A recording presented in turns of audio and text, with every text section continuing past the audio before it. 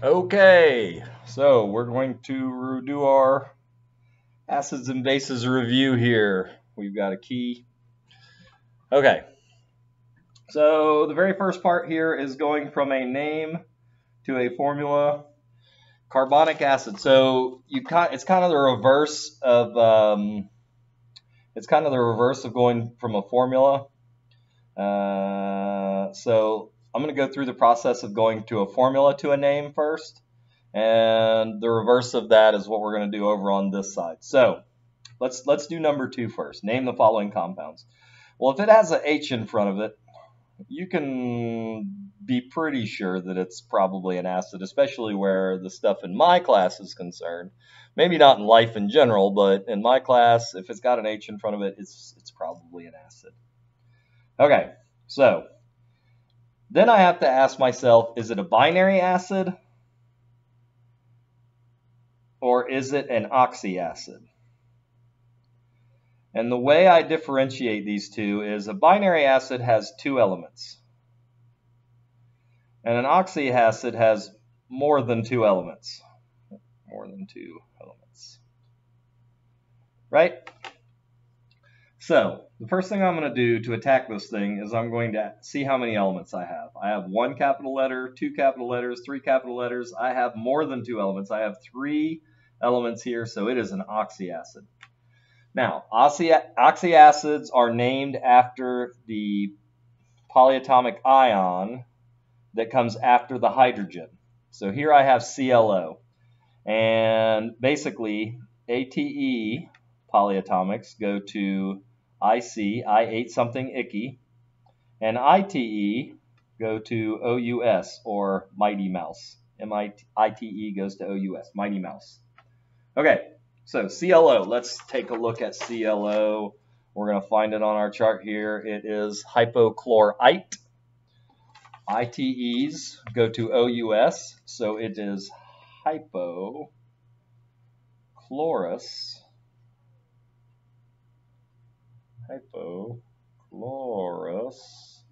acid.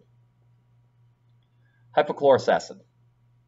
So we're going to go through the same process over again. So excluding the hydrogens. In this case, there's more than one because this is a polyprotic acid.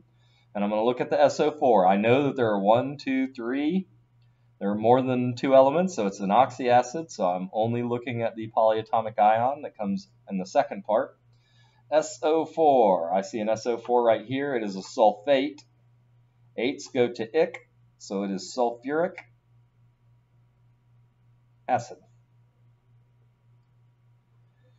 Sulfuric acid. Okay, now I held these 2 things out because they are bases. You can tell by the hydroxide at the end of it and the fact that there is no hydrogen in front of it. When you're naming bases, it is just the first thing and the second thing. The first thing is iron. The second thing is a hydroxide, OH. So it is iron hydroxide. KOH, potassium hydroxide. Okay, so that's all my bases. Okay, so now I can continue on with my acids.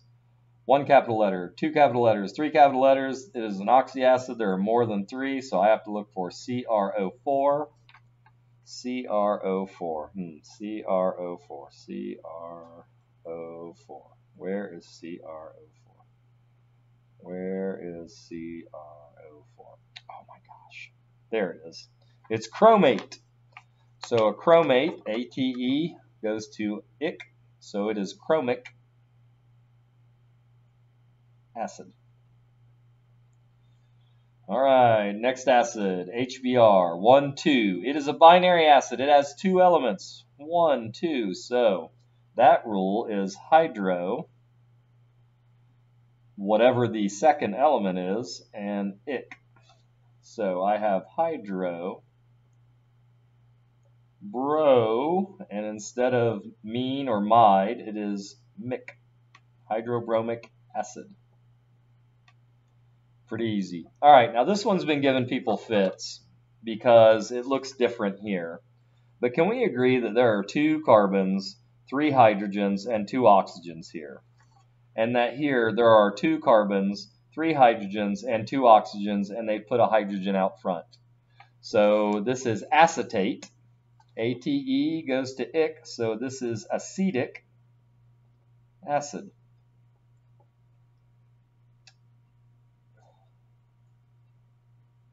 Polyatomic ion is acetate. All right, let's go to the next one. 1, 2, 3. It is definitely a oxy acid, so I need to look for the PO3. PO3, PO3, PO3. Where's PO3? There it is. Phosphite. So it is phosphorus acid. Remember, ites go to ic. So ites go to us. Mighty Mouse. Phosphorus acid. Okay, now we've established how to go from a formula to a name. Now we got to do this backwards over here. So we have carbonic acid. So ic came from 8. So I'm looking for a carbonate. Carbonate, that is CO3. It is, oh my God. No. Carbonate. Oh, sorry, I got distracted there. So it is carbonate with an H on the front. So I have an H, but how many H's? So let's go to carbonate. This is charged -2. So H2CO3. Now, don't forget that we have to crisscross charges, right? So I knew that it was hydrogen first, and I knew that it was a carbonate. But carbonate's charged -2, and hydrogen's charged +1. So we still have to crisscross. Now, hydrogen's always charged +1. So it's never going to crisscross here, right? It's always going to just be assumed that there's a 1 out here. So you're only worried about these charges on here. If the charge is on here, then it has to crisscross. So I know that this is H2CO3. Okay. Magnesium hydroxide. Well, since we know it's named after the first thing and the hydroxide, right? So this is Mg. And this is OH, but then we have to decide, we still have to crisscross charges. Magnesium is +2, OH group is -1, so it is MgOH2. Don't forget to put it outside parentheses. This is not water, it is not OH2. Okay, hydrosulfuric acid. Well, that's easy. It's an H and it's an S. It's a binary acid. Stephanie Timmons, please report to the dance room. Stephanie, Again, report to the dance room. Please report to the now we just have to decide how many hydrogens. So we look at our sulfur and we go -2 H2S. Right? Right. Okay, so if it doesn't say hydro in front of it, it's not a binary acid. It's not that simple. Nitric acid. So I have to find a, ic came from 8, so I have to find a nitrate. Nitrate, that is NO3, it is -1, so it is HNO3. Done. Chromium hydroxide, CrOH. And since that's +2, as indicated by that Roman numeral right there, it is CrOH2. Bromous acid, OUS's come from ITE, so I'm looking for a bromite. Bromite is BrO2, and it is -1. So I am HBrO2. Done. Acetic acid. Well, we know what that is. So it's H, and then we have a C2, and a H3, and an O2, and that is acetic acid. Or I could have just copied this directly over from here. Phosphoric acid. Well, there's no hydro in front of it, so it's definitely an oxy acid. And Ics come from 8, so I'm looking for a phosphate. Phosphate. There it is. It is PO4, and it is -3. So I have H3PO4. And that is how we name acids and go from names to formulas. You're basically asking yourself two things. Is it binary? Is it oxy acid? And then if it's oxy acid, you have these two rules to go with.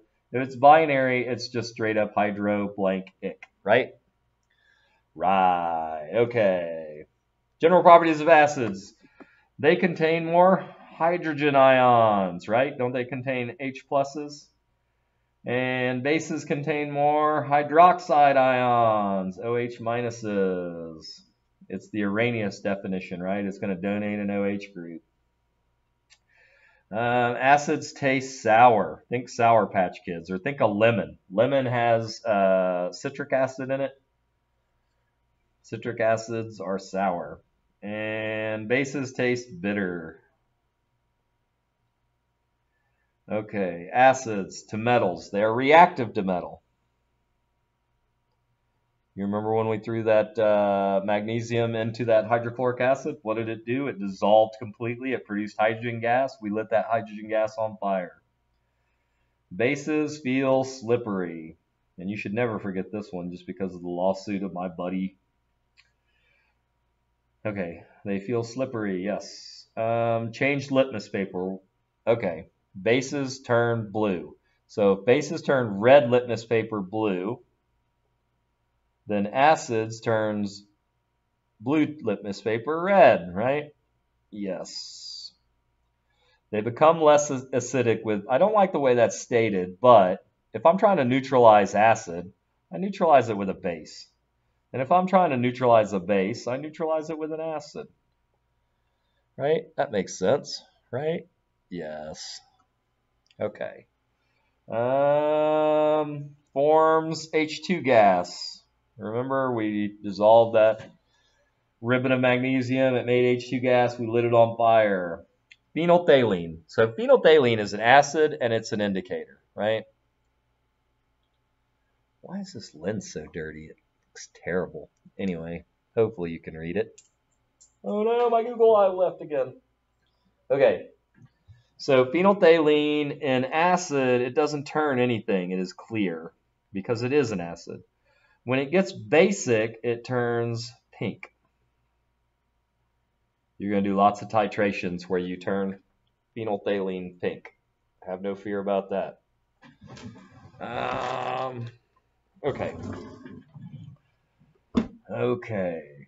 pH ranges. For acids, it's 0.00000000001 to 6.9. For bases, it is 7.1 to 14. All right, now we got more properties. You really need to study these things and make sure that you know them. If I eat it, it's an acid. If I clean with it, it's a base. Lemon juice, eat it, acid. I'm just going to, well, let's do it. Acid. Coffee, acid, drink it. Changes red litmus paper blue. That is a base. Bases turn blue. Changes blue litmus paper red, acid. Pure water, neutral. Pure water is neutral. It is one of the only neutral substances on the planet. This one, if you didn't get this one, it says battery acid in the freaking description. Acid. Bleach, cleaning, base. Soap, cleaning, base. pH 3, acid. Remember, pH 3, basically 0 to 6.9, acid. Drain cleaner, base. pH 9, base. Any pH over 7. Feels slippery, base. HF, hydrofluoric acid, acid.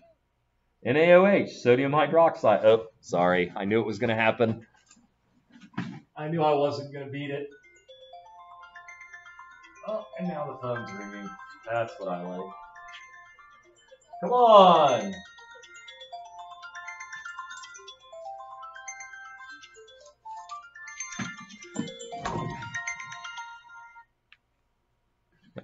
Okay. All right. Okay. Maybe now we won't be just interrupted. Okay. So, taste bitter. Bases taste bitter and turn things blue. NaOH. An AOH is a base. It's got a hydroxide. Anything where you see an OH attached is going to be a base. Phenolphthalein turns pink. It turns pink in an acid. Stomach fluid is acid. Vinegar, I eat it, it's acid. Alkaline is another word for base. Ammonia, I clean with ammonia, clean floors, that's base. And corrosive to metals, that is definitely an acid. Okay, let's keep going here. According to the Arrhenius definition, acids donate hydrogen ions and bases donate hydroxide ions. Right? Pretty simple. Now let's flip the page.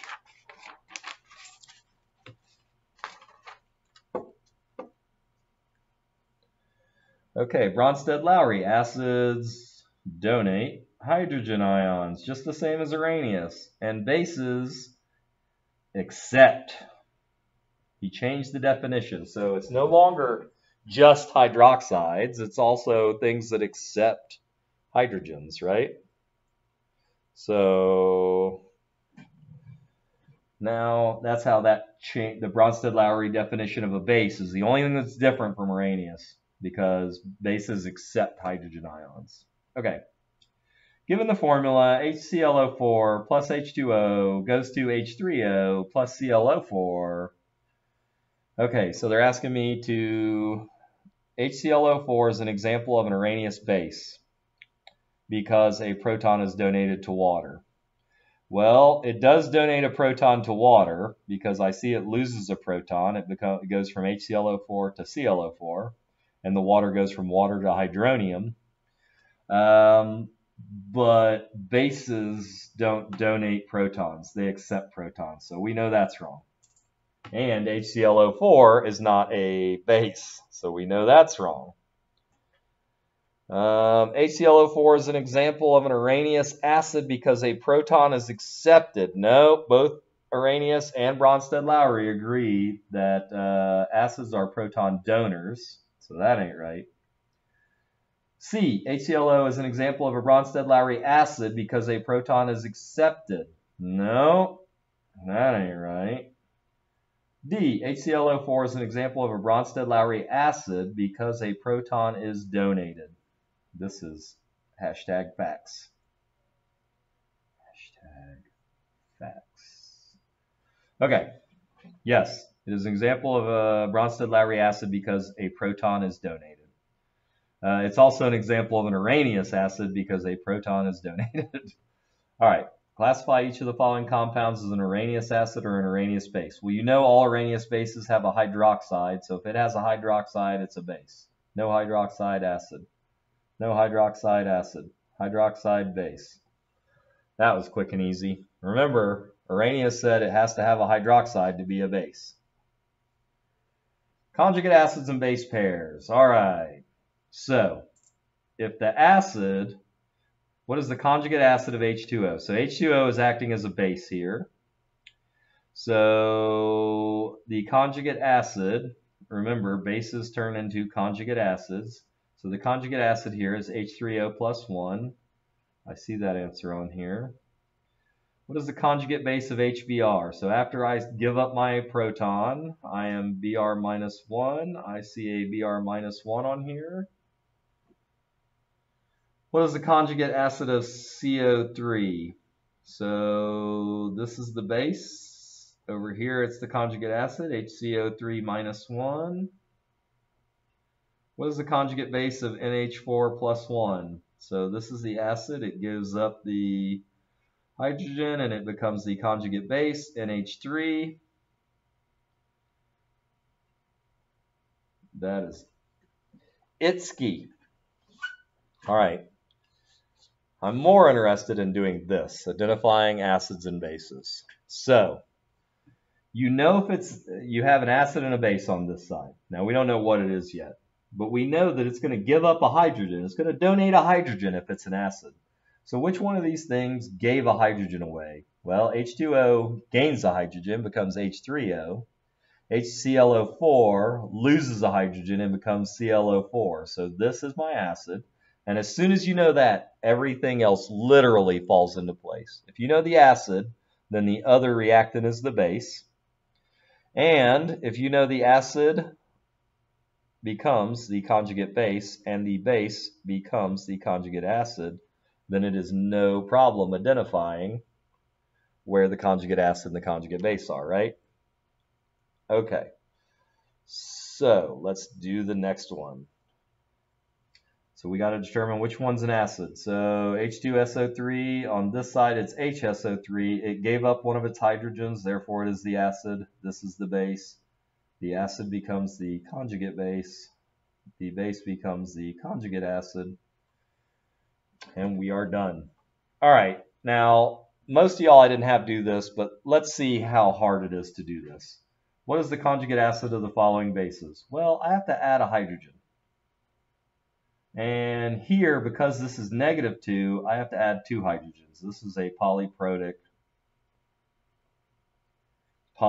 so it had 2 hydrogens to give. The only way you do that is from the -2. Here, I have to add a hydrogen. Here, I have to add a hydrogen. So H2CO3 seems pretty easy. All right, how do I make conjugate bases out of acids? You remove the proton. 1 proton, ClO4 minus, NH3, OH minus, I'm doing the charges, you don't have to do charges, ClO3. Okie dokie. That would be H2CO3, so that would be -2, right? Yeah, okay. Okay, so there's nothing like this on the test. I'm not going to have you, you will have to identify the acid in the base, but you don't have to do anything with it. So you won't have to do as much as this.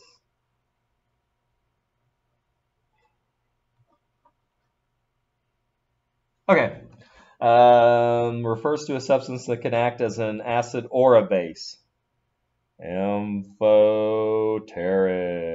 You're going to have to memorize at least a few words. Amphoteric. What would you use to clean up a strong acid spill? A strong base. Remember, you neutralize strong acids with strong bases and strong bases with strong acids. And it doesn't matter whether it says strong base or strong alkaline spill. It doesn't matter. That just means strong base. pH scale ranges from 0 to 14. Solutions are acidic if they have a pH from basically 0 to 6.9, but it's not exactly 0. There's nothing that has a pH of 0, so it's 0.00000 infinitely with a 1. For your purposes, let's just call it 0. While alkaline solutions have a pH from 7.1 to 14, right? Yes, sir. Okay, ma'am. A solution is blank if it has a pH of 7. I'm guessing they're looking for neutral right here. Everything with a pH of 7 is neutral. Acids with a blank pH are stronger acids, and bases with a blank pH are stronger bases. Lower pH are stronger acids, so something with a pH of 1 is stronger than something with a pH of 4. And bases with a higher pH are stronger. So basically, the further away you get from 7 on this pH line, it goes to 14 and it goes almost to 0 without touching 0. The further away you are from neutral, the stronger it is. So a base with a pH of 14 is the strongest base. A acid with a pH of 0.00001 is the strongest acid. Okay, which of the following pHs would be the strongest acid? Well, I just said things that are farther away from the number 7. pH 13 is basic.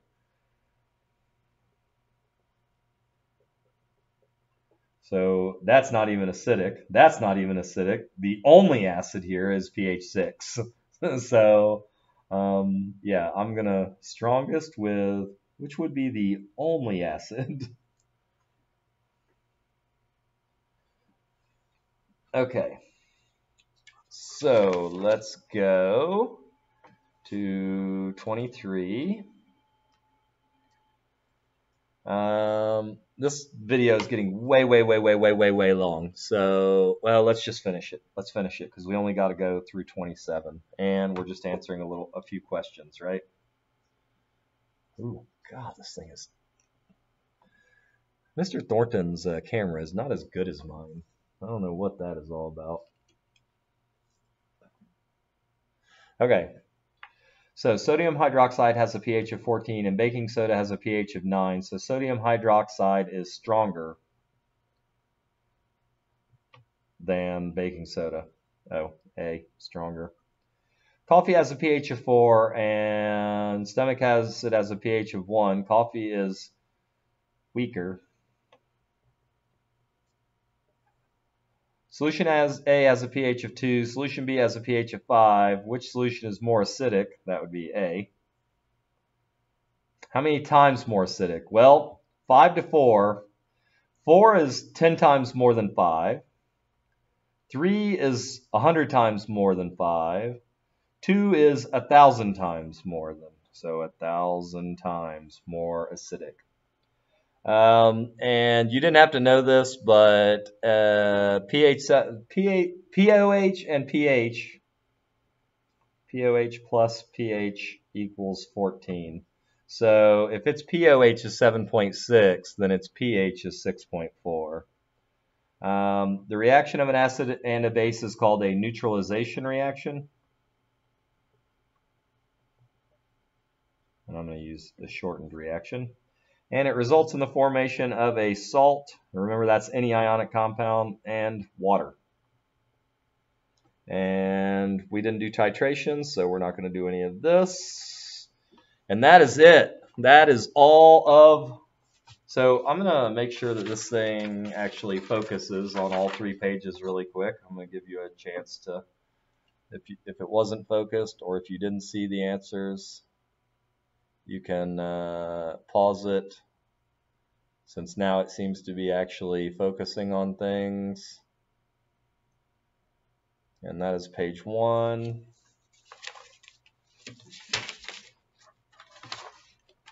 And that is page 2.